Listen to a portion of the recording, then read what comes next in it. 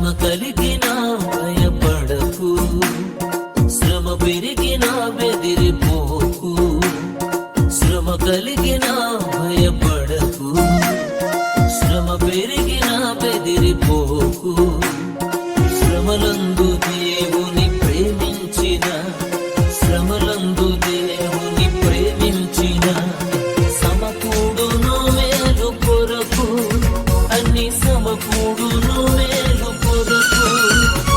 శ్రమ కలిగినా భయపడకు, శ్రమ పెరిగినా బెదిరిపోకు.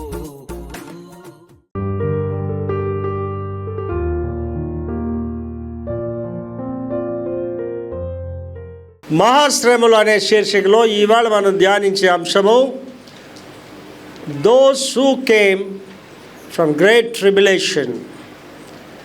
మహాశ్రమల నుండి వచ్చిన వారు. ఈ సందేశం చాలా అవసరమైనది, అమూల్యమైనది. మహాశ్రమల తర్వాత ఏం జరిగిందంటే వాళ్ళందరూ దేవుని రాజ్యంలోనికి వెళ్ళారు. ఆ మూలవాక్యం మనం చూస్తే ప్రకటన గ్రంథం 7:13-14 చదువుతాలి. ప్రకటన గ్రంథం 7:13-14. పెద్దలలో ఒకడు తెల్లని వస్త్రములు ధరించుకుని ఉన్న వీరెవరు? తెల్లని వస్త్రములు ధరించుకుని వీరెవరు? ఎక్కడి నుండి వచ్చిరని మీరు ఎక్కడి నుండి వచ్చున్నారని నన్ను అడిగాను. అందుకు నేను అయ్యా నీకే తెలియననగా అతడు ఈలాగు నాతో చెప్పెను, వీరు మహాశ్రమల నుండి వచ్చిన వారు, మహాశ్రమంలోంచి వచ్చారు. గొర్రెపిల్ల రక్తములో వస్త్రాలు ఉతుక్కొని వాటిని తెలుపు చేసుకొని ఇక్కడికి ఆలోచన చేస్తానండి. ఈ శ్రమకాలం ఇవాళ భారతదేశంలో శ్రమలు ఆల్రెడీ ప్రారంభమయ్యాయి. నేను దినాన్ని సోషల్ మీడియాలో చూస్తే నాకు చాలా దుఃఖం కలిగింది. ఒక పాస్టర్ని, ఆర్ఎస్ఎస్ వాళ్ళు ఒక పాస్టర్ని కొట్టుకుంటూ వాళ్ళు ఏదో వాళ్ళ దేవుళ్ళ పేరు చెప్పమని వాళ్ళని వెళ్ళేటప్పుడు ఆ పాస్టర్ నిస్సహాయ స్థితి. ఒకడే ఉన్నాడైనా వీళ్ళందరూ చాలా జనం ఉన్నారు. ఇవాళ ఎంతో భయంకరమైన పరిస్థితి భారతదేశంలో ఉంది. ఇవాళ ఇంకా మన దక్షిణ భారతదేశానికి అది రాలేదు, కానీ ఉత్తర భారతదేశంలో సంఘాలు లేవు. సంఘాలు పగలగొట్టేస్తున్నారు. క్రైస్తవులకు చాలా హింస స్టార్ట్ అయింది. మరి ఇవన్నీ ఆలోచన చేస్తుంటే మరి మణిపూర్లో జరిగిన సంగతులు చూసినట్లయితే మనుషులు చంపబడ్డం, మరి స్త్రీలనైతే వస్త్రాలు లేకుండా వాళ్ళని ఊరేగించడం, ఇవన్నీ చూస్తుంటే వాళ్ళకి ఇక్కడ గుడ్ న్యూస్ ఏంటంటే వీళ్ళు ఎక్కడి నుంచి వచ్చారంటే వీళ్ళందరూ కూడా మహాశ్రమలోంచి వచ్చారు. ఇవాళ ఎంత శ్రమైనా మనం ఎందుకు భరిస్తున్నామంటే మనకు తెలుసు మన దేవుని రాజ్యానికి వెళ్తామని, మనకు తెలుసు వీళ్ళు నరకాన్ని పోతారని తెలుసు, మనం సహిస్తున్నాం. అందుకే దేవుని వాక్యం మనకి ఏదే చెప్తుంది, శ్రమ ఓర్పు పరీక్ష నిరీక్షణ కలిగజేయనని శ్రమలు యందు మీరు ఆనందించండి. మనం శ్రమ పడడానికే పిలువబడ్డాం. మరి అపోజిట్ పౌలు గారు దమస్కు మార్గంలో ఇక ప్రభువుని ఎన్కౌంటర్ చేసిన తర్వాత ఆయన మారు మనసు పొందాడు. అప్పుడు అననీయాకి వెళ్ళి చెప్పాడు, దేవుడు వెళ్ళి ఆయన గురించి ప్రార్థన చేయమని. అప్పుడు అననీయ దేవుడికి చెప్పాడు, ఈ సంగతి తెలీదా ప్రభువా, యెరూషలేములో సంఘాన్ని పాడు చేశాడు, దమస్కులో సంఘాన్ని పాడు చేయడం, వాడి గురించి వెళ్ళి ప్రార్థన చేయమంటున్నారు ఏంటంటే. అప్పుడు దేవుడు ఏం చెప్పాడంటే, ఇతడు నా నామమున ఎన్ని శ్రమలు పడాలో నేను తెలియజేస్తాను. ఇవాళండి సేవకులు శ్రమ ఉండాలి. సేవకుడికి శ్రమ లేని సేవకుడు ఎవడో, నాకు శ్రమలు లేవంటే వాడు దొంగ సేవకుడు అనమాట. నిజమైన సేవకుడికి శ్రమ అనేది ఉండాలి. నా వరకైతే వేకుజాన్ని లేచి కన్నీటి కాచి ప్రార్థన చేస్తున్నాను. నా శ్రమ అంతే సంఘం గురించి, పాత విషయాలన్నీ జ్ఞాపకం చేసుకుంటుంటాను. నేను ఆ షిప్యార్డ్లో పనిచేసేటప్పుడు ఒక పాట పాడుకున్నాను. ఓవర్ హ్యాండ్లింగ్ బెల్ట్ కింద నుంచి వెళ్ళేటప్పుడు ఆ ధూళి ఎలా రేగుతుంటో పాట పాడుకున్నాను. నిస్సహాయ స్థితిలో నన్ను వదిలేదు ప్రభువా, ఈ ధూళిలో నన్ను కలిసిపోనియద్దు, ఆత్మనంపి నన్ను ఖాయమని ప్రార్థన చేసేవాడిని. ఆ ప్రార్థన దేవుడు ప్రతిఫలం ఏమి ఇచ్చాడంటే పూర్తి సేవకు నాకు రావడానికి కృప చూపాడు. అలాగే సంఘానికి మహాశ్రమలు వచ్చినప్పుడు, ఒత్తిడిలు వచ్చినప్పుడు ఏడుస్తూ పాట పాడేవాడిని. ఏ స్థితికైనా చాలిన ప్రేమ, నా పరిస్థితిని మార్చగల ప్రేమ, నాకు బదులు మరణించిన ప్రేమ అని ఏడుస్తూ పాడేవాడిని. ఈ జ్ఞాపకం చేసుకుంటూ ఇప్పుడు ఏంటి ఆలోచిస్తానంటే, ఆవేళ షిప్యార్డ్లో పనిచేసేవాడు ఎందుకు ఏడ్చానంటే దేవుని పూర్తి సేవకు రావాలని ఏడ్చాను. ఈ పాట ఎందుకు పాడానంటే ఏ స్థితికైనా చాలిన ప్రేమ, కష్టాలు, ఒత్తిడిల గురించి ప్రార్థన చేశాను. ఇవాళ ఆ రెండు స్థితుల కంటే ఎక్కువ ఏడ్చి ప్రార్థన చేస్తున్నా. ఎందుకు చేస్తున్నాడు? నా గురించి కాదు. దేవుడు నన్ను బాగా దీవించాడు, ఆర్థికంగా అన్ని విషయాల్లో దేవుడు దీవించాడు, ఆరోగ్యపరంగా దీవించాడు, విద్యాపరంగా దీవించాడు, అన్ని విషయాల్లో దేవుడు దీవించాడు. ఇవాళ నేను ఏడుపుంటే ఏంటంటే I need a big church building కావాలి, ఇంకా విస్తృతమైన పరిచర్య జరగాలి, వేల కొలది మల్టిట్యూడ్స్ ఆఫ్ పీపుల్ ఉండాలి నా చర్చ్లో, ప్రపంచానికి ఏదో మాదిరికరమైన సంఘంగా ఉండాలి. విశాఖపట్నానికి కాదు, ప్రపంచానికే. అలాగే నేను కూడా ప్రపంచానికి ఒక మాదిరికరమైన కాపరిగా ఉండాలని ప్రార్థన చేస్తాను. మన ఒరిస్సాలో ఆ పెద్ద క్రూసేడ్, అది చాలా పెద్ద మీటింగ్. అది అందులో ప్రసంగం చేస్తూ నేను చెప్పాను, రికార్డు కూడా మొదటి రోజు మెసేజ్లో నేను చెప్పాను, ఢిల్లీ నడి వీధుల్లో నిలబడి మీరందరూ రండి, మీ హిందువులందరూ ఒకరిని పట్టుకొని రండి, నేను యేసు ప్రభు పక్షి నేను వస్తాను, నేను అగ్నిలోకి వెళ్తాం, వాడు చచ్చిపోతే వాళ్ళ దేవుడు నిజమైన దేవుడు కాదు, నేను చచ్చిపోతే యేసు ప్రభు నిజమైన దేవుడు కాదని ఒక ఛాలెంజ్ చేయాలని అనుకుంటున్నాను. త్వరలో దేవుడు నాకు ఎప్పుడు చెప్తే చేస్తాను. అది నేను దేశానికే ఆల్ నేషనల్ మీడియా అంతా పిలిచి రండి, నిజదేవుడు నిరూపిద్దాం. ఏలియా చేశాడు కదండి, కర్మేలు పర్వతం ఏలియా చేశాడు. అది నాకు ఏదో ఒక నామకార్థ పాస్టర్గా నామకార్థ సంఘం కూడా నాకు ఇష్టం లేదు. అక్కడ గుడి ఉందండి, ఇక్కడ గుడి ఉందండి, ఆయన ఒక పాస్టర్ అండి, ఈయన ఎందుకని అనవసరమైన పాస్టర్ పని, అనవసరమైన సంఘాలు అవి ఏంటి. అక్కడ ఆది అపోస్తలుకి వెళ్ళేసరికి అక్కడ ఏం చెప్పారంటే, భూలోకమును తలకిందులు చేయవారు ఇక్కడికి వచ్చాడు అన్నారు. ఇవాళ సేవకులు తలకిందులు అయిపోతున్నాడు, భూలోకం తలదించాడు, ఈ సేవ తలకిందులు అయిపోతున్నాడు. కనుక ఇక్కడ ఏంటంటే మహాశ్రమలు, మీరు శ్రమంలోనే ఉన్నారు. దేవుని కొరకు జీవించాలని ఎప్పుడైతే నువ్వు నిర్ణయం తీసుకున్నావో శ్రమలు వస్తాయండి. నామకార్థ క్రైస్తవుడిగా ఉన్నంతకాలం నీకు ఏ శ్రమలు రావు, నామకార్థ క్రైస్తవురాలు ఉన్నంతసేపు నీకు ఏ శ్రమలు రావు. నీకు అన్నిటికీ తేడా లేదు. ఇంగ్లీష్లో చక్కని మాట ఉంటుంది, a nominal Christian is worse than anybody in the world అంటాడు. నామకార్థ క్రైస్తవుడు ప్రపంచంలో ఉన్న ఏ చెడ్డవాడి కంటే చెడ్డవాడు. కారణం ఏంటంటే వాడిని ఎవడో మార్చలేడు, నామకార్థ క్రైస్తవుని ఎవడో మార్చలేడు. వాత వేపిన మనసు వాడికి. దేవుడి మాటలు చెప్తుంటారు, సాతాను పనులు చేస్తుంటారు. ఇవాళ మీరు ఆలోచించారో, మీరు నోటీస్ చేస్తారో లేదో, ప్రపంచంలో పెద్ద పెద్ద సేవకులు వాళ్ళు సేవను వదిలిస్తారు. వాళ్ళ పేర్లు చెప్పనండి. పెద్ద సేవకురాలు ఒక ఆవిడ సేవను వదిలిస్తుంది. ఆయన ఫ్రాడ్లో పట్టుకున్నారు. అలా పెద్ద సేవకులు ఇద్దరు వాళ్ళు సేవను వదిలేశారు. వాళ్ళు ఇవాళ సేవకులందరినీ సాతాను పక్కకు తీసుకెళ్ళిపోతున్నాడు. ఎందుకు సేవ చేస్తున్నారో తెలియదు, ఎందుకు గుడి పెడతారో తెలియదు, ఏం చేస్తున్నారో నీకు తెలియదు.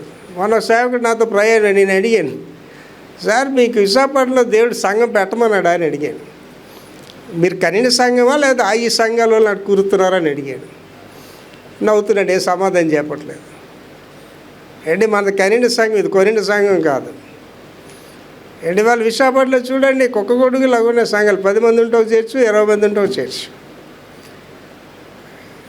ఆది అపోస్తుల కాలం నాటి సంఘాలు కావాలి. ఇవాళ వాళ్ళ సంఘం ఏం చేసిందండి, ప్రతిరోజు కూడుకుంటున్నారు, ప్రతిరోజు ప్రార్థన చేస్తున్నారు, ప్రతిరోజు రొట్టె విరుస్తున్నారు. ఆది సంఘం ఎలా జీవించిందంటే ఒక సాక్షి సంఘంగా జీవించింది ఆది సంఘం. ఇవాళ ఏంటంటే చక్కని పాట ఉంది, సంఘం ఎదిగిన సంఖ్య పెరిగిన సజీవమే కానరాదంటాడు. ఇవాళ ఏంటంటేనండి సచిన్ సంఘాలు ఎక్కువైపోతున్నాయి. నేను 93వ సంవత్సరంలో మొట్టమొదటిసారి నేను అమెరికా వెళ్ళినప్పుడు అవాళ నేను ఇవాంజలికల్ వర్క్స్ చేస్తున్నాను, చర్చ్ లేదు నాకు అప్పుడు. 93వ సంవత్సరం ఒక పెద్ద కాన్ఫరెన్స్లో దొరగారు, లూథరన్ పదవి గారు నాతో కలిసి మాట్లాడారు. ఏం సేవ చేస్తారంటే, అవాళ నేను చేసే సేవ ఏంటంటే మీటింగ్లు పెట్టించడం, బిల్లీ గ్రామ్ అసోసియేట్స్ వీళ్ళందరితో పనిచేసేవాడిని. పెద్ద మీటింగ్లు పెట్టడం, అందులో ఎవరైతే మారారో వాళ్ళందరికీ కూడా మీరు దగ్గర సంఘాలకు వెళ్ళండి అని చెప్తుండేవాడిని అనమాట. అప్పుడు ఆయనకు అన్నాడు, అయితే నువ్వు బతికిన కోడి పిల్లల్ని సచిన్ కోడిపేట కింద పంపిస్తున్నావు అని అడిగాడండి. నాకు అంటే ఒక షాక్ లాగా అనిపించింది అనమాట. అర్థమైందండి మీకు, బ్రతికిన కోడిపిల్లలు అంటే సజీవులైన సాక్షుల్ని సచిన్ సంఘంలోని పంపిస్తున్నాం అని అడిగాడండి. ఏమండి ఇలా ఆలోచించండి, వాళ్ళు పెద్ద పెద్ద సంఘాల పేర్లు ఉన్నాయి కానీ అక్కడ సంఘంలో మార్మన్స్ గురించి చెప్పరు. ఆ పాస్టర్ ప్రసంగం చేసేటప్పుడు ఆ ప్రెసిడెంట్గా చూస్తూ ప్రసంగం చేస్తుంటాడు. ఆ ప్రెసిడెంట్ ఇలాగ అంటుండాలి, బాగా చేస్తున్నా లేకపోతే ప్రసంగం తీసేస్తారు ఆ పాస్టర్ అక్కడ. అంటే ప్రజలకు సంతోషం కలిగే ప్రసంగాలు చేయాలి వాళ్ళు.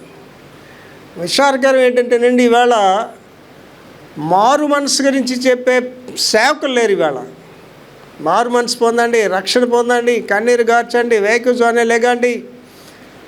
మారు మనసు పొందకపోతే దేవుని రాజునికి వెళ్ళరని చెప్పే సేవకులు ఇవ్వలేరు. కారణం ఏంటంటే వాడికి లేదు మారు మనసు. చాలా బాధాకరమైన విషయాలు. వీళ్ళు ఎక్కడి నుంచి వచ్చారండి? మహాశ్రమల నుండి వచ్చారు అంటున్నాడు. శ్రమ ఎక్కడ ఉందండి ఇవాళ? సంఘానికి శ్రమ రావాలి. ఆ శ్రమ వస్తే ఏటవుతుంది సంఘం? ఇక్కడ ఏం చెప్తున్నారంటే ఆ శ్రమలో వచ్చిన వాళ్ళందరూ ఎక్కడికి వెళ్ళిపోయారండి? పరలోక రాజ్యానికి వెళ్ళిపోయారు, తెల్లని వస్త్రాలు వేసుకొని. ఇవాళ శ్రమ పడడానికి నువ్వు ఇష్టపడకపోతే దేవుని రాజ్యానికి వెళ్ళవు నువ్వు. నా వరకు మీరు అడగచ్చు, పాస్ గారు మీకేంటి దేవుడు బాగా దీవించాడు కదా, మీకు శ్రమ లేదంటే, నేను ఇవాళ పడుతున్న శ్రమ చాలా ఎక్కువ శ్రమ. ఇందాక చెప్పాను కదండి, ఆ రోజుల్లో పడిన శ్రమ వేరు, ఈ రోజుల్లో పడుతున్న శ్రమ వేరు. నన్ను ఒక పెద్ద బిషప్ గారు అడిగారు, ఏంటి సార్ మీరు అలా ఏడ్స్ ప్రార్థన చేస్తుందని చెప్తున్నారు, దేనికి సార్ అని అడిగాడు. అప్పుడు నేను చెప్పాను, ఒకనాటి ప్రసవ వేదన జనాంగాన్ని రక్షించదు. ఇవాళ నేను ఆత్మల కొరకైన ప్రసవ వేదన పడుతున్నాను. నేను దేవుడు అద్భుత కార్యం చేయబోతున్నాడు. I want to see the multitudes of people. అద్భుతకరమైన సంఘాన్ని చూడాలనేది నా ఆశ. ప్రతి ఒక్కటి చెప్పాలి, పలానా చర్చ్ విక్టర్స్ మినిస్ట్రీ చర్చ్ అంటే అదండి, అక్కడికి వెళ్ళండి. పాస్టర్ గారండి ఆయన అక్కడికి వెళ్ళండి అని ఇవాళ నా గురించి చెప్పుకుంటున్నారు ప్రపంచంలో. బీపీ లేని పాస్టర్ ఎవడన్నా ఉన్నాడంటే అక్కడ ఉన్నాడు సార్, విశాఖపట్నంలో విక్టర్ ప్రభాకర్ పాస్టర్ ఉన్నాడు సార్ అని. రోగాలు ఉంటే ప్రసంగించేయని పాస్టర్ ఎవడన్నా ఒకడు ఉన్నాడు సార్, విశాఖపట్నంలో విక్టర్ ప్రభాకర్ పాస్టర్ ఉన్నాడు సార్. ప్రభు రాకళ్ళు ఎత్తపడతానని చెప్పినాడు ఎవడన్నా ఒకడు ఉన్నాడు సార్, విశాఖపట్నంలో విక్టర్ ప్రభాకర్. ఏంటంటే ధైర్యం ఉండాలి కదా, ప్రభు రాకళ్ళు ఎత్తపడతానంటే ధైర్యం ఉండాలి కదా. నా బట్టి నేను ప్రార్థన చేసుకుంటాను, ప్రభు ఒకళ్ళు నేను ప్రభు రాకళ్ళు ఎత్తపడకపోతే చనిపోయినట్టుకోండి, సమాధికి వచ్చిన వాళ్ళు అందరూ ఏమంటారు, ఈయన ప్రభు రాకళ్ళు ఎత్తపడతానన్నాడు సార్, చచ్చిపోయాడు అంటారనరా. అది నేను ప్రభుతో చెప్తుంటాను, ప్రభు అది నాకు అవమానమే, మీకు అవమానం. అది మనం చాలా జాగ్రత్తగా ఉండాలండి. నా వరకైతేనండి, నా మట్టుకైతే బ్రతుకుడు క్రీస్తు, చావు అయితే ఎలా మన అనుభవంలోకి మనం అందరూ వెళ్ళాలి. నా వరకైతే నేను ఆ రెండో మాట వాడినాను, నా మట్టుకైతే బ్రతుకుడు క్రీస్తు, చావు అయితే లాభం అని నేను మాట. నాకు చావు లేదు కాబట్టి, నేను రాకడలో ఎత్తబడతాను కాబట్టి, రాకడలో ఎత్తబడేట్టు నాకు మేలేంటి. పౌలు గారు ఏమంటున్నాడంటే, నా యొక్క విశ్వాసమును కాపాడుకుంటుని, నా యొక్క పరుగుని తుదముట్టించితిని, నా కొరకు నీతి కిరీటం ఉండదని. నేను అలా చెప్పట్లేదు ఆయన. పౌలు గారు మీరు అలా చెప్పారు సార్, నేను అలా చెప్పను సార్. నేనేం చెప్తున్నానంటే, నా విశ్వాసమును కాపాడుకుంటూ ఉన్నాను, నా పరుగును తుదముట్టిస్తూ ఉన్నాను. అయిపోలేదు అది. నా కొరకు నీతి కిరీటము, జీవ కిరీటము, మహిమ కిరీటాలు దాచిపడి ఉన్నాయంటున్నాను. నేను అనేది ఏంటంటేనండి, నా సంఘంలో ఉన్న ప్రతి సభ్యులు ఆ స్థాయికి ఎదగాలనేది నా ఆశ. పౌలు గారి సేవ అంతటిలో ఆయన బాధ ఏంటంటే, క్రీస్తు యేసు స్వరూపం మీ యందు ఏర్పడాలి అనేది ఆయన బాధ. గుడికి వచ్చామా వెళ్ళిపోవడం అంటలో ఏం ప్రయోజనం లేదండి. గుడికి అందరూ వస్తారు, అందరూ పోతారు. ఎవడైనా రావచ్చు గుడికి, ఎవడైనా పోవచ్చు. గుడికి వచ్చిన వాళ్ళందరూ దేవుని రాజ్యానికి వెళ్ళరు. ఒకడు నూతనముగా జన్మించకపోతే దేవుని రాజ్యాన్ని చూడడు. ఒకడు నీటి మూలముగా ఆత్మ మూలముగా జన్మించబోతే దేవుని రాజ్యంలో ప్రవేశించడు. ఇక్కడ ఉన్న వాళ్ళు ఎంతమంది నేను దేవునిలో జన్మించాను, ఏకో జాన్ లేచి ప్రార్థన చేస్తున్నాను, నాకు మారు మనసు అనుభవం ఉంది, నేను దేవుని రాజ్యానికి వెళ్తానని ఎంతమంది చెప్పగలరు? ఎంతమంది చెప్పగలరు? ఒకసారి ఆలోచించేయండి. మొన్నటి దినాన్ని ఈ 70s రివైవ్లో ఒక ఆయన చనిపోయాడు, పరంజ్యోతి పాస్ట్ గారు అని, పెటాపురం. నేను ఆయన మెమరీస్ అన్నీ పెట్టి ఒక వీడియో తయారు చేశాను, ఆయన చెప్పిన సాక్ష్యం కూడా పెట్టి. నేను వెళ్ళలేకపోయాను. నేను ఉదయం బరీలేంది, నేను సాయంత్రం మెమోరియల్ సర్వీస్ అయింది. అక్కడ పాస్ట్ గారు డేవిడ్ రాజుకి వీడియో పంపించి అది ప్లే చేయండి సార్, అక్కడ ఆ మెమోరియల్ సర్వీస్లో ఏమంటే ఆ ఫ్యామిలీ వాళ్ళు కూడా వేయమని చెప్పారట. 10 నిమిషాలు అది. అందరూ యాడ్ మొదలు పెట్టారట సాక్ష్యాలు విని. నా వరకు నాకు చాలా బాధ అనిపించింది. అంటే ఆ రోజుల్లో విశ్వాసంలోకి వచ్చిన వాళ్ళందరూ ఒక్కొక్కరు వెళ్ళిపోతున్నారు, కనిపించట్లేదు ఒక్కొక్కరు.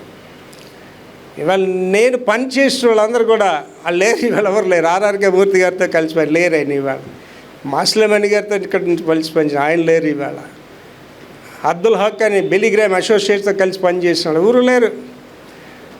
నా సమకాలికులు కానీ నేను సేవ చేసిన వాళ్ళందరూ వెళ్ళిపోయారు. దేవుడు ఎందుకు నన్ను 72 సంవత్సరాలు ఉంచాడు, ఒక కారణం ఉన్నదని అనుకుంటాను నేను. ఇవాళ నేను జీవించే ప్రతి గడియ దేవుని కొరకే జీవిస్తున్నాను. నాకు ఎదురైతేనే ఒక భార్య ఉందని అనిపిస్తుంది, ఎదురైతేనే కొడుకున్నాడు అనిపిస్తుంది. ఇవాళ దేవుడు నాకు సేవను ఎలాగ విస్తృతపరచబోతుని చూపిస్తున్నాడు. సామిల్ గారికి చెప్పాను, సామిల్ గారు మీరు సేవలో ఉండాలంటే నా దారిలో మీరు రావాలి సార్, లేకపోతే మీకు వాళ్ళు మీరు పడండి సార్ అని చెప్పేసి. దేవుని సేవలో వారసత్వాలు లేవు, దేవుని సేవలో కుటుంబ సంఘాలు లేవు, దేవుని సేవలో ఈ యొక్క ఒకరి తర్వాత ఒకరు అనేది లేదు. దేవుని సేవ అంతా ఒకటితోటే జరుగుతుంది. బిలిగ్రామ్ ఒకటితోటే జరిగింది, యాంగిచ్ ఒకటితోటే జరుగుతుంది, స్టెఫన్ ఒకటితోటే, అపోజిట్ పౌలు ఒకటితోటే. ఇంకా కుటుంబాలతో ఏముండవు సేవలు అనేవి. ఒకటే పిలువబడి ఒకటే యోసేపు అనేవాడు ఒకటితోటే సేవ జరిగించుకున్నాడు దేవుడు. ఆయన బట్టే కుటుంబాలు దీవించబడ్డాయి తప్ప, నేను దీవించబడితే నా కుటుంబం దీవించబడదు. ఇవాళ ఆల్రెడీ నా కుటుంబం దీవించబడదు నన్ను బట్టే తప్ప మా ఇంట్లో ఎవరిని బట్టి కాదు. అది ఒక్కరిని బట్టి మీ కుటుంబం దీవించబడుతుంది, ఒక్కరిని బట్టి మీ కుటుంబం కూడా పాడైపోతుంది. అదేంటండి పాస్టర్ గారు, ఒకరిని బట్టి పాడైపోవడం ఏంటంటే, జ్ఞానవంతురాలు ఇల్లు కడుతుంది, మూడురాలు ఇల్లు ఓడబెరికేది. మరి మోడతో ఏం చేసింది, అది ఇల్లుని పాడు చేసి పడేసింది అంతే. మరి యోసేపు ఒక్కడిని బట్టి ఆ కుటుంబం అంతా కూడా దీవించబడ్డది. ఆ కరువులో వాళ్ళకి ఆహారం వచ్చింది. ఈజిప్ట్లో ఈ వాళ్ళకి కూడా వాళ్ళకి ఒక కాలనీ ఉంది, ఇశ్రాయేలీలకు ఒక కాలనీ ఉంది ఈ వాళ్ళకి కూడా. అది యోసేపుని బట్టి సంక్రమించింది. అది నువ్వు ఒక్కదాని విశ్వాసంలో బలంగా ఉంటే నీ కుటుంబం అంతా దీవించబడుతుంది. అది దేవుడిచ్చిన వాగ్దానాలు మనకి. కనుక ఈ మహాశ్రమల నుండి బయటకు వచ్చుట అనే వివరణలు చూద్దామండి. బైబిల్లోనికి వెళ్దాం, చదువుతాను. నెంబర్ 1, శ్రమలు దేవుడు ఎన్నుకున్న వారందరికీ సంభవించును. ఇక్కడ ఒకటే, శ్రమలు ఎవడికి వస్తాయంటే దేవుడి చేత ఎన్నుకుంటేనే శ్రమలు అవుతాయి, లేనుడికి రావండి. ఏదో సేవ వచ్చాము, చేస్తున్నాము, సువార్తికులుగా చేస్తున్నాం, సండే స్కూల్గా చేస్తున్నాం, పాస్టర్గా చేస్తున్నాం, వచ్చాము, బాగు చేసి వెళ్ళిపోయారు. దానికి అడిగే శ్రమలు ఉండవు వాళ్ళకి. శ్రమ ఎవరికి వస్తుందండి? క్రీస్తు చేసినందు సద్భక్తితో మీరు జీవించడానికి ఉద్దేశిస్తే శ్రమ వస్తుంది మీకు. మళ్ళీ చదువుతల్లి, శ్రమలు దేవుడు ఎన్నుకున్న వారందరికీ సంభవించు. దేవుడి చేత ఎన్నుకోబడినవైతే శ్రమలు నీకు మస్ట్ అండి. నాకు శ్రమలు, ఎన్ని శ్రమలు అంటే నేను రోజు ఏడ్చి ప్రార్థన చేస్తాను. అడుగడుగున శ్రమలే. దేని గురించి? సేవ గురించి, నా గురించి కాదు, నా భోగాల గురించి కాదు. శ్రమలు. తర్వాత దేవుడు ఎన్నుకున్న వారందరికీ సంభవించును. శ్రమ ఏదైనా నిర్దిష్ట కాలానికి పరిమితం చేయబడదు. శ్రమ అంటేనండి ఇక 3 నెలలు ఉంటుంది శ్రమ, 2 నెలలు ఉంటుంది. శ్రమ అనేది కంటిన్యూగా ఉంటుంది. ఈ టైంలోనే శ్రమలు ఉంటాయి, ఎంతకాలం ఉంటుంది అని ఏమి దానికి ఒక నిర్దిష్ట కాలం లేదు. తర్వాత పరిశుద్ధులు అన్ని శ్రమలను పొందిన మాదిరిగా ఉంటుంది. పరిశుద్ధులు అనే వాళ్ళు అన్ని శ్రమలు పొందారండి. వీళ్ళెవరు అపోస్తులు ఎవడు కూడా సుఖజీవనం ఒకటి అనుభవించలేదు. యాంగిచో గారు ఏం సుఖజీవం అనిపించలేదు, బిలిగ్రామ్ గారు ఏం సుఖజీవం అనిపించలేదు. చెప్పాను చాలాసార్లు. స్పెయిన్ దేశ యువరాజు ఫ్రాన్సిస్ జేవియర్ సుఖజీవితాలు వదులుకొని ఇక్కడికి వచ్చి గోవాలో సేవలో చనిపోయాడు ఆయన. డేవిడ్ లివింగ్స్టన్ గారు ఆ సుఖజీవితం ఇంగ్లాండ్ దొరగారు. ఆయన ఎన్నో వదులుకొని ఆఫ్రికా ఖండం వెళ్ళి ప్రభు కొరకు ఆయన చనిపోయాడు ఆయన అక్కడ. జాన్ వెస్లీ గారు ఆయన ప్రభు కొరకు జీవించాడు, ప్రభు కొరకు చనిపోయాడు. జాన్ వెస్లీ గారు చచ్చిపోయినప్పుడు అయితే ఆయన వేసుకున్న అంగి ఒకటి తప్ప ఆయనకి ఆస్తి కూడా లేదు. ఆయన ఇంకా చనిపోతాన్న టైంకి ఆ లైబ్రరీ అంతా కూడా అమ్మేసి దాని సేవ కొరకు ఖర్చు పెట్టాడు. ఓ పీకిపోయిన అంగి ఒకటే ఉంది. ఆయన చనిపోతాననే టైంకి అందరినీ, ఆ కమిటీ వాళ్ళందరినీ పిలిచి ఆ చేతులు పట్టుకొని నేను సాధించాను అనుకొని చచ్చిపోతాడు. థామా గారు ఎక్కడ చనిపోయాడండి? సెయింట్ థామస్ మౌంట్ మద్రాసు వచ్చి అక్కడ చనిపోయాడు. దిక్కుమాలలో చనిపోయాడు. ఆయన సువార్త ప్రకటిస్తుంటే బల్లిందో పోటీ చేశారు. ఆయనకేం ఆస్తులు ఏం లేవు ఆయనకి. కనుక ఆ పరిశుద్ధులు ఎలా జీవించారో వాళ్ళు మనం చూసుకొని వెళ్ళాలి తప్ప ఇవాళ ఇక మ్యాజిక్ లాజిక్ సేవకులు చూడకండి మీరు. సేవకుడికి బాన్సర్స్ అవసరం లేదండి, సేవకుడికి నామినల్ చర్చెస్ అవసరం లేదు. ఏమంటే మీరు గమనించి చూడండి. నేను ఎప్పుడైనా ఎవరైనా విదేశీయులు వచ్చినా ఎవరైనా నేను సంఘంలో చెప్తాను, మన చర్చ్ వాళ్ళే రండి అని చెప్తాను. నాకు కరెంట్ సంఘం ఉండాలి తప్ప ఆ చర్చలు ఈ చర్చలు చూపించుకోవాల్సిన అవసరం నాకు లేదు. నాకు that's not the real church కూడా, అది నిజమైన సంఘం కూడా కాదు. నీ కుటుంబాన్ని నువ్వు చూపించాలి తప్ప ఎవరో కుటుంబ సభ్యులు నువ్వు ఎలా చూపిస్తావండి? పక్కింటి వాళ్ళు నీ పిల్లలని చెప్తావా? ఎదురింటి వాళ్ళు నీ పిల్లలని చెప్తావా? నీ పిల్లలు నీకు ఉండాలి, నీ సంఘం నీకు ఉండాలి. ఆ విషయంలో నేను చాలా అతిశయిస్తాను. దేవుడు కనిడ సంఘాన్ని నాకు ఇచ్చాడని. ఒక సేవకుడు ఉన్నాడు, చాలా పెద్ద సేవకుడు. ఆయన ధరలు వచ్చినప్పుడు 5,000 మంది ఉంటారు ఆ మీటింగ్. నాకు మంచి క్లోజ్ ఫ్రెండ్ అనమాట, సంస్థ డైరెక్టర్. నేను మాట్లాడుకునేటప్పుడు అంటాను, నీకే నాకు ఒకటే తేడా అని చెప్తాను. ఏంటంటాడు, నాది కనిన సంఘం, నీది కొనిన సంఘం అంటే. ఏంటి దాని వివరణ చెప్పి అంటాడు. నీకు ప్రతి ఆదివారం గుడికి ఎంతమంది వస్తారండి? ఒక 50 మంది వస్తారండి. మరి ధరలు వచ్చినప్పుడు 5,000 మంది ఎక్కడి నుంచి వచ్చారు నీకని అడిగి. అండ్ మీరు బాగా ఆలోచించండి, పార్టీ పేర్లే మారుతాయి. బీజేపీ, తెలుగుదేశం, వైఎస్ఆర్, కాంగ్రెస్ పార్టీ పేర్లే మారుతాయి. జనం అందరూ కూడా సేమ్ అదే జనం, ప్యాకేజ్ జనం అనమాట. ఈ జనం ఆ గుళ్ళు ఉంటారు, ఆ జనం ఈ గుళ్ళు ఉంటారు. వాళ్ళందరూ మళ్ళీ స్టేటస్లో పెడుతుంటారు. ఆ గుడి ఈ గుడి, ఏ గుడి వాడికి అర్థం అవుతుంది. ఏ గుడి సరే, ఏ గుడికి సంబంధించిన వాళ్ళు సరే అడుగు. చాలా ఆశ్చర్యపదం అండి ఇవాళ. అందుకే ఏంటంటేనండి, ఒకనాటి ప్రసవ వేదన జనాంగాల్ని రక్షించదు. నేను ఇక్కడ మీరు అందరూ కూర్చున్నారు, గ్యారంటీగా మీ ఇళ్ళల్లో మీ పెద్దమ్మో, పిన్నమ్మో, తాతలు ఎవరు ఇంకా ప్రభుని నమ్ముకోలేదు. ఆ బాధ ఉందా మీకు? ఆ యాతన ఉందా? అది గురించి ప్రార్థన చేస్తున్నారా? చెయ్యాలా వద్దా? పౌలు గారు ఏమంటున్నాడండి, దేహ సంబంధులైన నా సహోదరుల నిమిత్తము క్రీస్తు చేస్తుండి వేరే శాపగ్రస్తుడిని ఉండగోరుతున్నాను అంటాడు. ఏంటి ఇవాళ నేను మా ఆవిడనో, మా అబ్బాయినో, నా కోడలో నేను దూషించిన వాళ్ళని క్రిటిసైజ్ చేయనండి. నేను నిజమైన భక్తుడిని అయితే నా కోడలు నిజమైన భక్తులు ఉంటుంది. నేను నిజమైన భక్తుడిని అయితే నా భార్య నిజమైన భక్తులు ఉంటుంది. నేను నిజమైన భక్తుడిని అయితే నా మనవరాలు నిజమైన భక్తులు ఉంటారు. నేను ప్రభుని అడిగింది ఏంటంటేనండి, ప్రభువా నేను నా భార్య, కొడుకు, కోడలు, మనవరాలు శవం కూడా నేను చూడకూడదని అడిగాను దేవుడిని. అంటే గోజాడుతాను దేవుడితో. యాకోబు గారికి ఇశ్రాయేల్ అని పేరు ఎందుకు వచ్చిందండి? దేవుడితో పెనుగులాడాడు. Rested with God. ఇశ్రాయేలు అనే మాటకు అర్థం ఏంటంటే దేవునితో పెనుగులాడు. ఎంతమంది ఇక్కడ ఉన్న పెనుగులాడి ప్రార్థన చేస్తున్నాను? నేను ఏడ్చి ప్రార్థన చేస్తానండి. ఈ మధ్యకాలంలో అయితే సాయంత్రం పూట కూడా మోకాళ్ళు వేసి ఏడ్చి ప్రార్థన చేస్తాను. ఎందుకంటే దగ్గరికి వస్తున్నాయి. దేవుడు మన సగం పక్షంగా చేయవు అద్భుత కార్యాలు చాలా సమీపంగా వస్తున్నాయి. ఆలోచించండి, నీ కుటుంబం గురించి ఎంత కన్నీరు కాచి ప్రార్థన చేస్తున్నావు? నీ బంధువుల గురించి ఎంత కన్నీరు కాచి ప్రార్థన చేస్తున్నావు?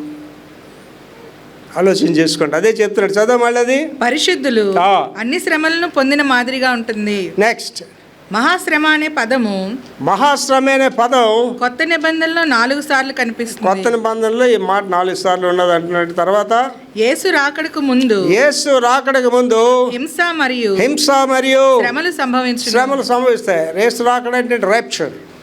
ప్రభు మధ్యాకాశం రాకముందు ఇవన్నీ సంభవిస్తాయి.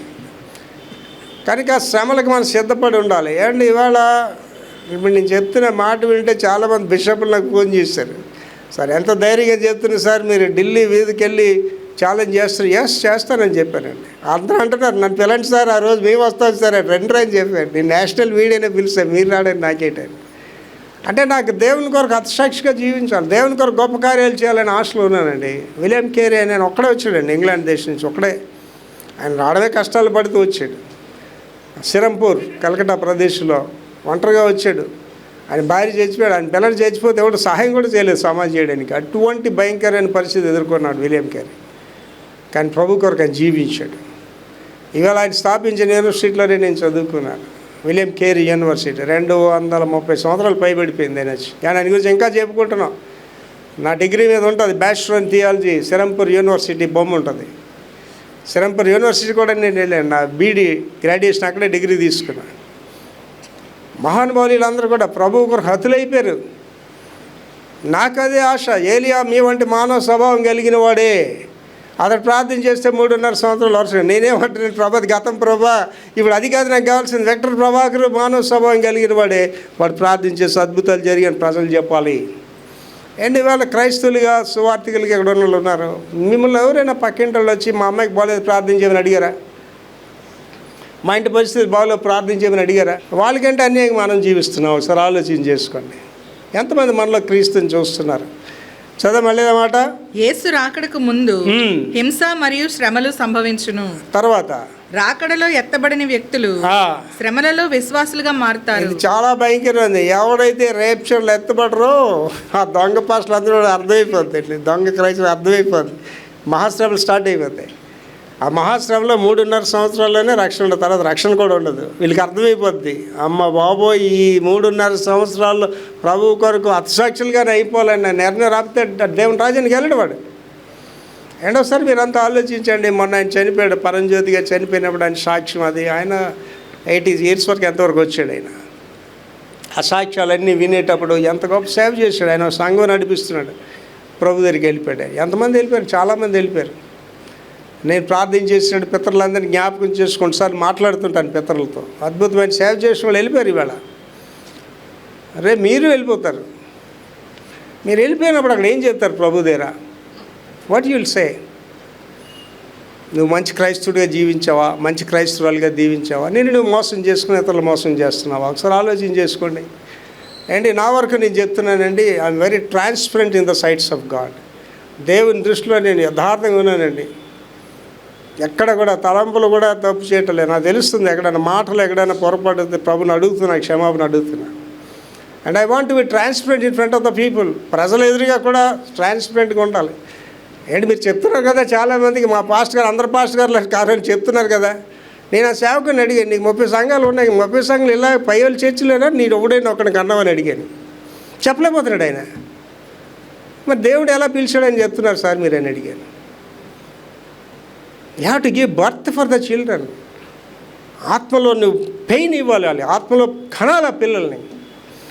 అండి నేను మన చర్చిని చూసి ఎంత అతిశిస్తానంటే, మన పిల్లలందరూ పెద్ద పెళ్ళిళ్ళు చేసుకొని వాళ్ళు చక్కగా ఉండి వాళ్ళు నా పట్ల చూపిస్తున్న ప్రేమను చూసి మురిసిపోతాను నేనండి.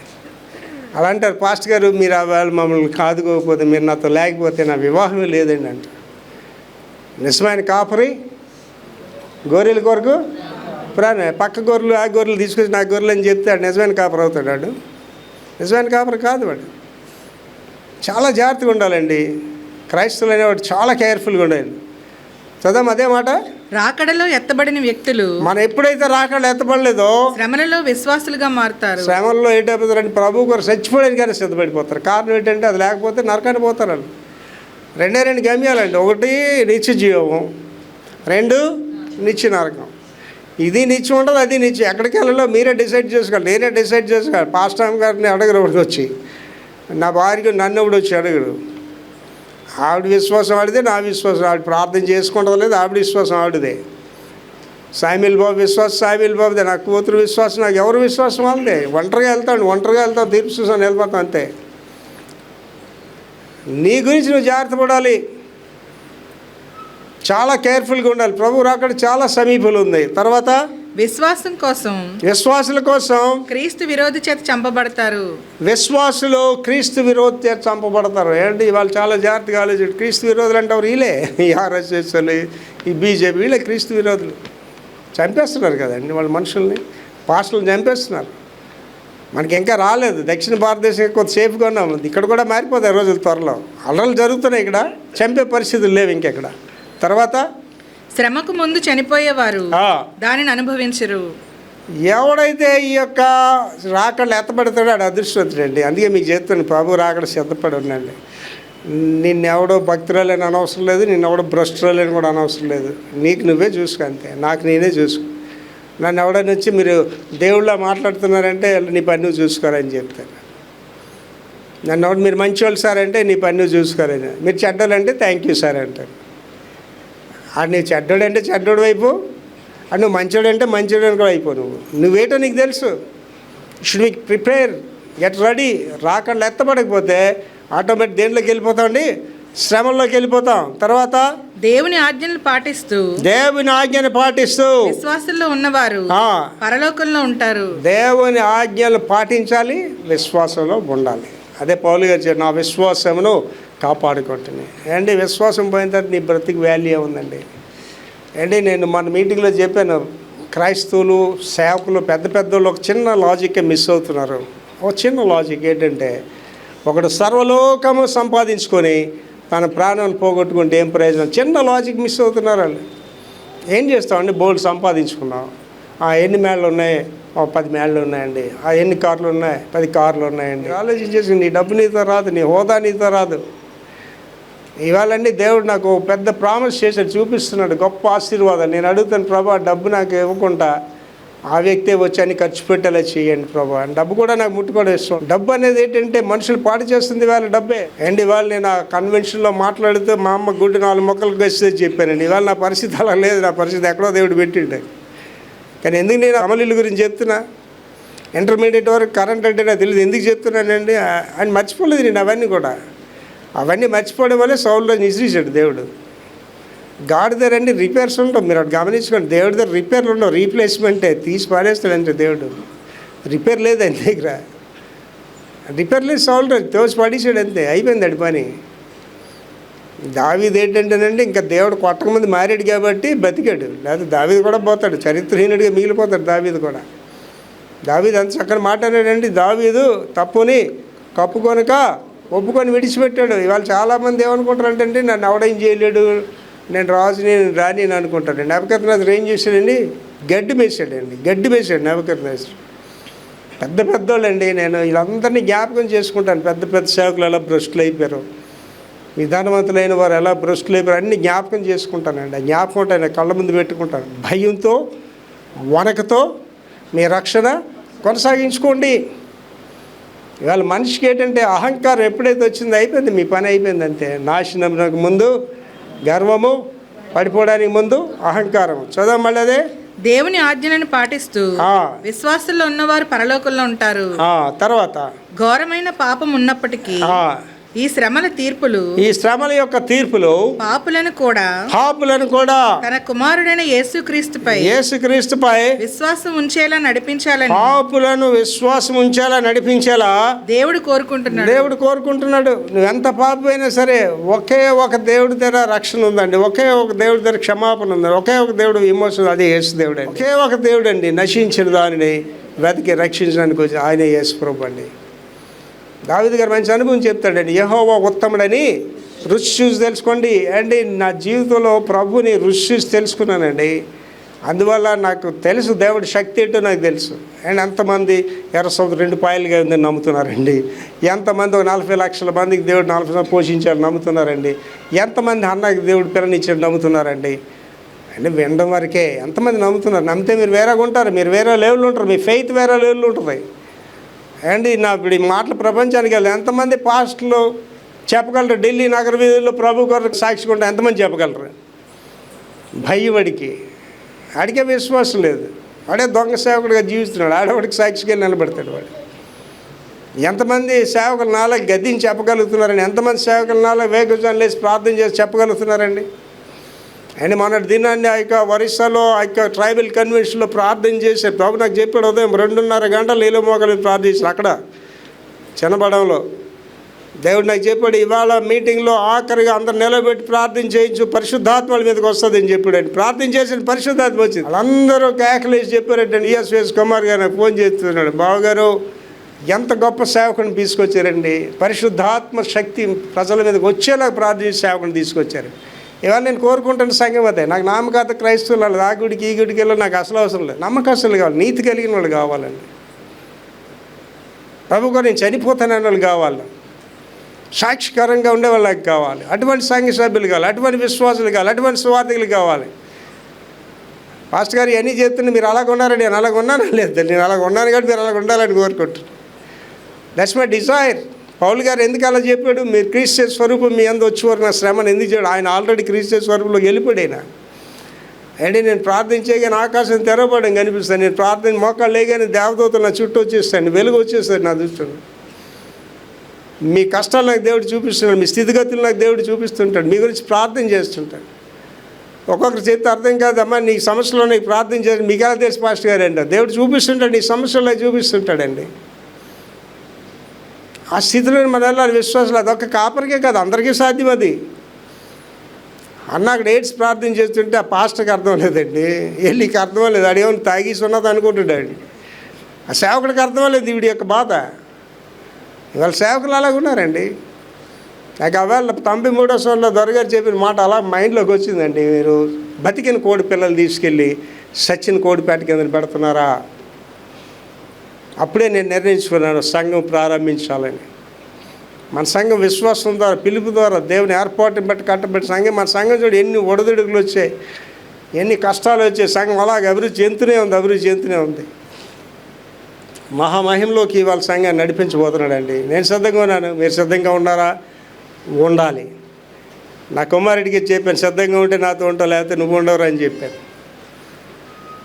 I want the like minded people. నేను అడుగుతున్నాను, ప్రభా నాతో లైక్ మైండెడ్ పీపుల్ ఉండాలి, నాతో కలిసి నా దర్శనంలో కలిసి పనిచేసే వాళ్ళకి కావాలని అడుగుతాను.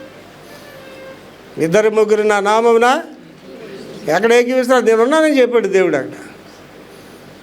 అటువంటి సంఘం కావాలి. ఆది సంఘం అలా జీవించింది, అందుకే సాక్షి సంఘంగా జీవించింది. ఇవాళ ఆది సంఘం చెప్పుకుంటున్నాం మనం. ఇవాళ ఆ ఆది సంఘంలోనే పేతురు గారు ప్రసంగం చేస్తే 3000 మంది మారారండి. ఇవాళ 3000 ప్రసంగాలు ఎవరిని మార్చట్లేదు. కారణం ఏంటి? బ్రతుకులేని ప్రసంగాలు, వ్యాపార రీత్యా సేవలు చేస్తున్నారు ఇవాళ. తర్వాత దేవుని శ్రమల తీర్పులు ద్వంద్వ ఉద్దేశాన్ని అందిస్తాయి. దేవుని శ్రమల తీర్పులట 2 రకాల భావాలు ఇస్తాయట. ఏటో చూడండి, చిత్రంగా ఉంటుంది కదా, చదవండి. కఠినమైన పాపులను శిక్షించడము. ఒకటి ఏంటంటే కఠినమైన పాపులు శిక్షించడం, అంటే ఎవడైతే కఠినంగా పాపలు ఉండో దుర్మార్గం అడిగి శిక్ష అంట. రెండోది ఇతరులను పశ్చాత్తాపం మరియు విశ్వాసం వైపు కదిలించడం. 2 అంటే 2 క్యారెక్టర్స్ ఇక్కడ. మొదటి చదువు మీద చదువు, దేవుని శ్రమలు తీర్పులు ద్వంద్వ ఉద్దేశాన్ని అందిస్తాయి. 2 ఉద్దేశాలు ఇస్తాయట. ఈ ఉద్దేశాల్లో నువ్వు ఎక్కడన్నా చూసుకో. చదువు మొదటి ఉద్దేశం చదువు. కఠినమైన పాపులను శిక్షించు. కఠినమైన పాపుల్ని శిక్షణ. కఠినంగా ఉండి మారకుండా నేను చేస్తుంది రైట్, నేనే రైట్ అనుకుంటే నువ్వు ఎక్కడ పోతావండి? ఒకని ఎదుట సరైనదిగా కనబడే మార్గం కలదు, తొదకి నాశనానికి నడిపించేస్తుంది నేను. అది అక్కడ ఉన్నావా? 2 ఇతరులను పశ్చాత్తాపము మరియు విశ్వాసం వైపు ఇందులో కదిలింపడుతున్నావు. ఎక్కడన్నా నువ్వు ఆలోచన చేసుకోండి. అంటే నా వరకు నేను చేస్తుంది రైట్ అని కూడా అనుకోనండి. నా ఆలోచన నేను రైట్ అని కూడా నేను అనుకోను. ప్రార్థన చేస్తాను, ప్రభువా నా స్వబుద్ధిని ఆధారం చేసుకోకుండా మీ మీద ఆధారపడని నేర్పించండి. ఒక విషయాన్ని అనేక రకాల పరిశీలన చేస్తాను. నేను చేస్తుంది రైటా రాంగా నన్ను నేను పరిశీలించుకుంటాను. మనల్ని మనం సరి చేసుకోవాలి అంటే ఎక్కడికి వెళ్ళాలండి? తెల్లవారు ఎక్కడికి వెళ్తామండి? తయారైన తర్వాత అంతా అద్దం దగ్గరికి వెళ్తాం కదా, కరెక్ట్గా పౌడర్ బాగుందా లేదా, లిప్స్టిక్ బాగుందా లేదా, షూలు అవి బాగున్నా చూసుకుంటాం కదా. అలాగే ఎక్కడికి వెళ్ళాలి? మనం ప్రభు దగ్గరికి వెళ్ళాలి. ప్రభు దగ్గరికి వెళ్ళి నా ఆలోచన సరిగా ఉన్నా లేవా, నా చూపులు సరిగా ఉన్నా లేవా, నా బ్రతుకు సరిగా ఉందా లేదా, నేను ఇంటి దగ్గర వెళ్ళగున్నాను, పని చేస్తున్న దగ్గర వెళ్ళగున్నాను, ఇంటి దగ్గర వెళ్ళగున్నాను, చదువుకున్న దగ్గర వెళ్ళగున్నాను. నువ్వు ఎలా పరీక్షించుకోవాలి? మీరు సరి చేసుకోవాలి దేవుడి దగ్గర. బైబిల్ వివరంలోకి వెళ్తున్నామండి. నెంబర్ 1 మూలవాక్యం చదివింది బాబా. గొర్రెపిల్ల రక్తంలో వస్త్రం తెలుపు. Book of Revelation chapter 7, 13 and 14 words. ప్రకటన గ్రంథం 7వ అధ్యాయం 13-14 వచనాలు. పెద్దలలో ఒకడు తెల్లని వస్త్రం ధరించుకుని వీరెవరు, ఎక్కడి నుండి వచ్చిరని. అయ్యా ఎక్కడి నుంచి వచ్చారయ్యా? అందుకు నేను అయ్యా మీకే తెలియననగా అతడు ఇలాగ నాతో చెప్పాను, వీరు మహాశ్రమల నుండి మహాశ్రమంలో నుంచి వచ్చారు వీళ్ళు. గొర్రెపిల్ల రక్తములో అంటే యేసు ప్రభు రక్తంలో వస్త్రాలు ఉతుక్కొని వాటిని తెలుపు చేసుకుంటారు. ఏమండి, మన పాపాలు ఎప్పుడు క్షమించలేడండి. పాపాలు క్షమించే దేవుడు ఒకడే యేసు దేవుడు. యేసు రక్తంలోని నీ పాపాలు విమోచన తప్ప ఎక్కడ నీ పాపాలకు విమోచన లేదు. ఒక పెద్ద డాక్టర్ గారి దగ్గరికి వెళ్ళండి. డాక్టర్ గారి దగ్గరికి వెళ్ళి డాక్టర్ గారు పాప రోగానికి మందు అని అడిగండి. ముందు ఆడడితే ఎక్కడ దొరుకుతుందో నాకే చెప్పమంటాడు. అన్ని రోగాలకి మందు ఉంది, పాప రోగానికి మందు లేదు. పాప రోగానికి మందు ఎక్కడండి? ఒక్క యేసు ప్రభు దగ్గరే. పాపులను క్షమించే దేవుడే యేసు దేవుడు అండి. హైందవ దేవుడు ఎందుకు ఎత్తారండి అవతారం? దుష్ట శిక్షణ, పాపులు శిక్షించడానికి అవతారాలు ఎత్తాడు. మంచోడిని కాపాడడానికి వచ్చాడు. మంచోడు ఎవడు ఉన్నాడండి? బైబిల్ ఏం చేస్తుంది? నీతిమంతుడు ఒక్కడో లేడు, అందరూ పాపం చేసి దేవుడు అని మహిమని పొందలేకపోతున్నారు.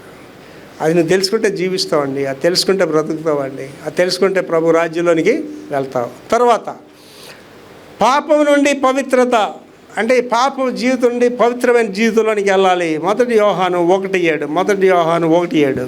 అయితే ఆయన వెలుగులోనున్న ప్రకారము, అంటే దేవుడు వెలుగులో ఉన్న ప్రకారము మనమును వెలుగులో నడిచిన ఎడల, అంటే దేవుడు వెలుగులో ఉన్నాడు కాబట్టి నువ్వు వెలుగులో నడాలి. దట్స్ మస్ట్ అనమాట. అంతే, చీకటి ప్రయాణాలు లేవు మనకి.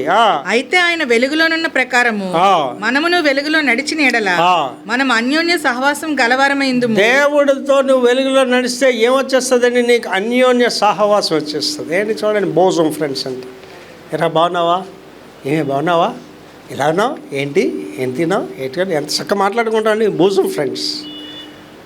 అలా దేవుడితో మాట్లాడి ఒకసారి ఆలోచించండి ఒకసారి. దేవుడా ఏం దేవుడా, నువ్వేం చేయట్లేదు దేవుడా, నువ్వు ఇవ్వట్లేదు దేవుడా, ఇస్తాను పాప, కొందరు పడక పాప, చేస్తాను పాప. ఎలాగుంటుందండి అన్యోన్య సహవాసం అండి? ఎలాగుంటుంది అసలు ఆలోచించండి. ఏంటో సీఎంతో మీరు వెళ్ళి అన్యోన్య సహవాసం అది మీకు ఏం చేయడు ఏంటి? ఇవాళ ఉన్న సీఎం వాగ్దానాలు చేశాడు, ఏమీ నెరవేర్చట్లేదు. ఎన్ని కోట్లు వేసా అనుకుంటున్నారు ప్రజలు. ఆయనతో అన్యోన్య సహవాసం కూడా మీకేం పని చేయదు. ఓ పిఎం గారితో అన్యోన్య సహవాసం ఆడు కొంతవరకే మీతో ఉంటాడు, అంతవరకు ఉండడు మీతో. దేవునితో అన్యోన్య సహవాసం అంటే ఆయన ఎప్పుడు మీతో ఉంటాడు, ఏ స్థితిలోనైనా ఉంటాడు, ఏ పరిస్థితిలోనైనా మీతో ఉంటాడు. అన్యోన్య సహవాసం ఏంటి, నాకు రోజు ఆయనతో అన్యోన్య సహవాసం ఉంటుంది. దేవుడితో మాట్లాడితే ఏంటి, వాళ్ళు దేవుడు నాకు చేయబోతున్న మనుషులకు చెప్తే అలాగలా జరుగుతుంది అండి. ఎర్ర సముద్రం పాయలు అవుతాయి నమ్మారండి వాళ్ళు. ఆ గడియవారు నమ్ముతారా?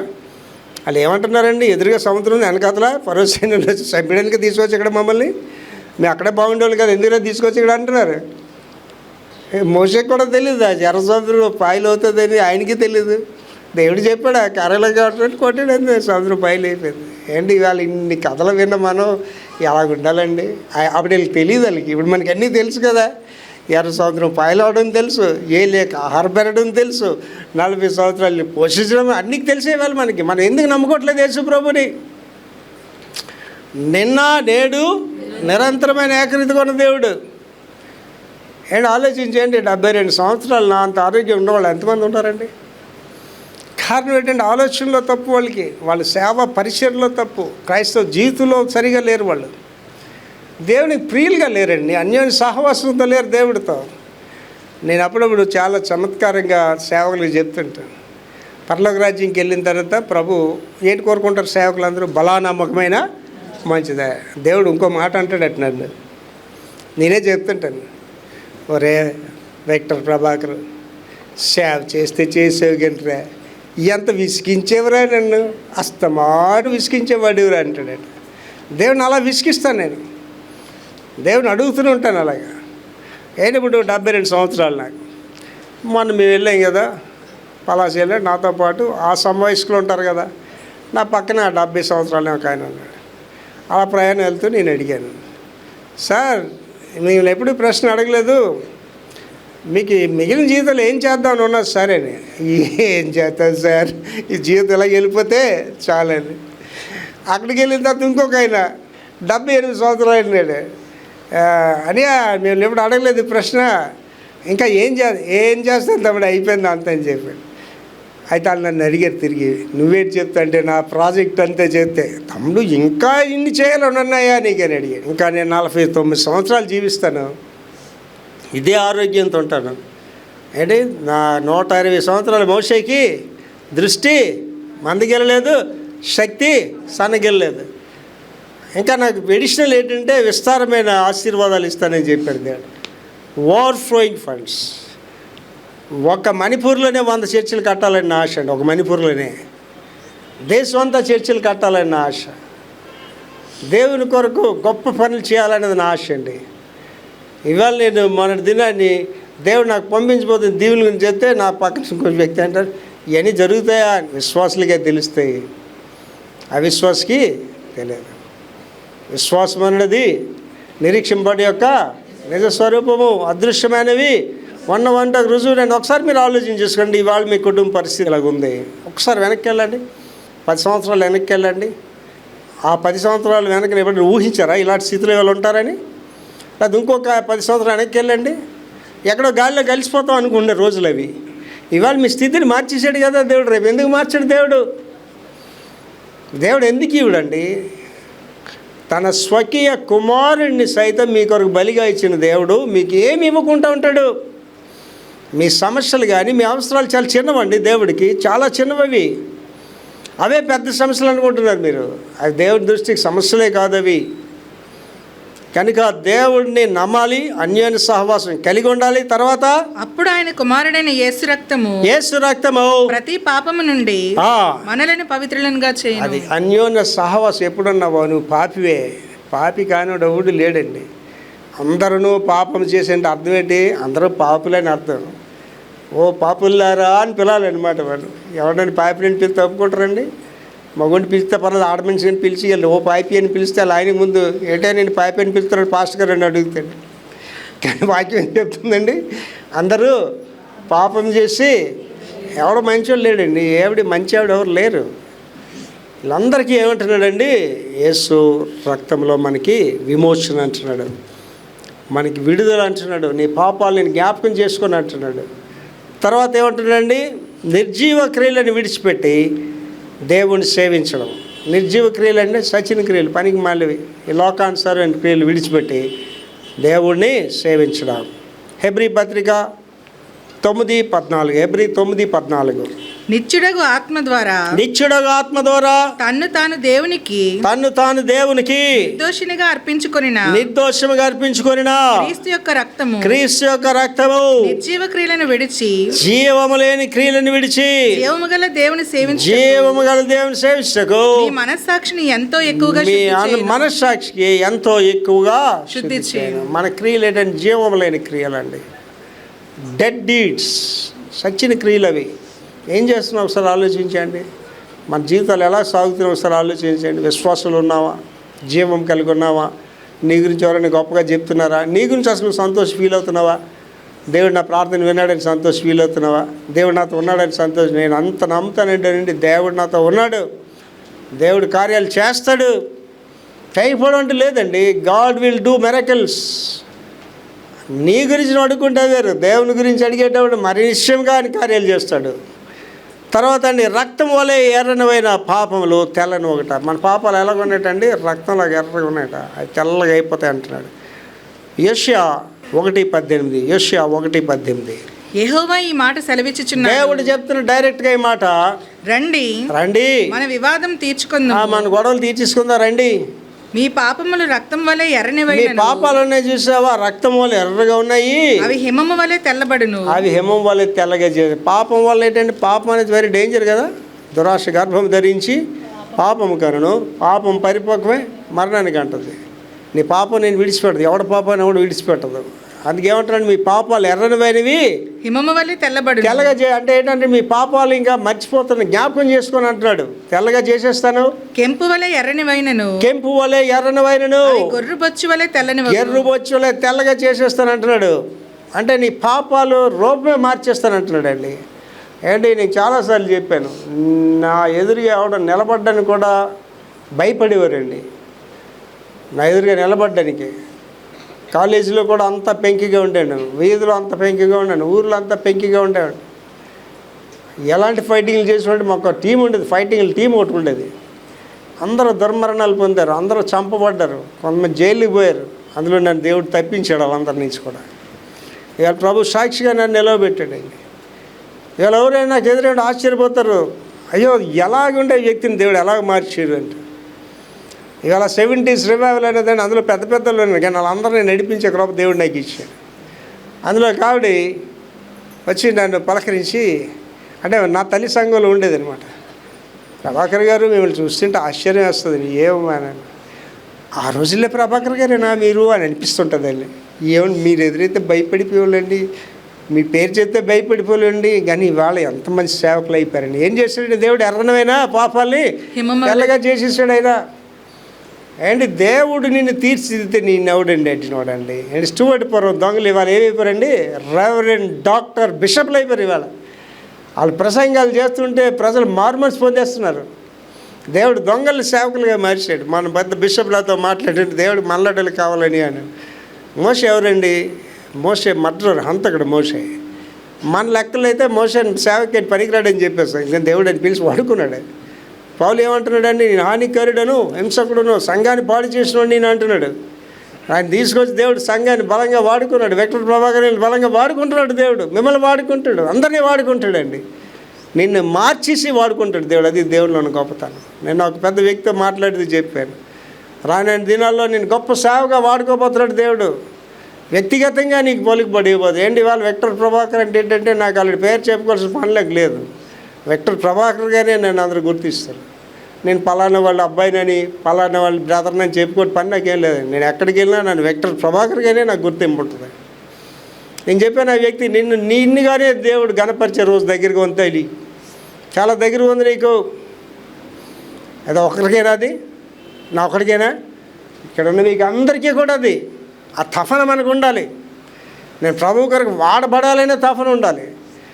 నా కుటుంబం ప్రభు కొరకు వాడబడాలనే తపన ఉంటే దేవుడు నిశ్చయంగా మిమ్మల్ని వాడుకుంటాడు. లాస్ట్కి వెళ్ళిపోతున్నాండి. అమూల్యమైన రక్తం చేత విమోచన, అమూల్యమైన రక్తం చేత విమోచన. 1 పేతురు 1:18-19. పితృపారంపర్యమైన మీ వ్యర్థ ప్రవర్తనను విడిచిపెట్టినట్లుగా. పితృపారంపైన వ్యర్థ ప్రవర్తన విడిచిపెట్టాలంటే అర్థం ఏంటి తెలుసండి? కుటుంబం నుంచి వస్తాయి కొన్ని లక్షణాలు. రే అలాంటి ఇలాంటి ఆడు బాబు మంచోడు అయితే కదరేడు మంచోడు అవ్వడానికి. సార్ ఈ అమ్మాయి ఎలా వాళ్ళ అమ్మ మంచిది అయితే కదా ఈ ఆవిడ మంచిది అవ్వడానికి అంటే ఎక్కడి నుంచి వచ్చిందండి ఇవన్నీ? పితృపారంపర్యమైన అంటే దానికి అర్థం మీకు ఇంకా బాగా అర్థం అవ్వాలంటే వేప చెట్టుకి యాపిల్ కాయలు కాయు. ఈ పనికి మాలిన వాళ్ళకి మంచి చెట్టు కాని ఫలములు ఫలించదు, కాని చెట్టు మంచి ఫలాలు కూడా ఫలాల గురించి చెప్పట్లేదు. తల్లిదండ్రులు మంచోళ్ళు అయితే ఆటోమేటిక్గా బిడ్డలు మంచోళ్ళు అవుతారు. నాకేం చెప్తుంది? మంచి చెట్టు కాని ఫలములు ఫలించదు. ఇవాళ మనుషులకి ఏంటి లేవండి, దైవభీతి లేదు. అంటే ఆడు పనికిమాలినోడైనా ఆడు మంచోడని చెప్పేదని ప్లాన్ చేస్తుంటాడు, అది పనికిమాలిదైనా మంచోడని చెప్పాడని ప్లాన్ చేస్తాడు. అండ్ ఇక్కడ ఉన్న వాళ్ళందరికీ చెప్తున్నానండి, తప్పును ఒప్పుకోండి, దాన్ని విడిచిపెట్టండి. ఎవడైనా సరే తప్పుని మీరు కప్పుకోవడానికి ప్రయత్నిస్తే దానికి అర్థం ఏంటి తెలుసండి?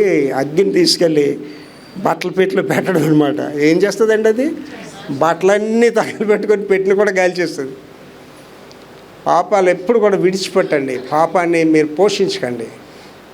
ఎవడైనా సరే అడు తమ్ముడు అవ్వచ్చు, అన్నీ అవ్వచ్చు, అక్క అవ్వచ్చు, దుష్టులకి దూరంగా ఉండండి అంతే. దుష్టులు ఆలోచించి చెప్పు నడవక, పాపుల మార్గం నిలవక.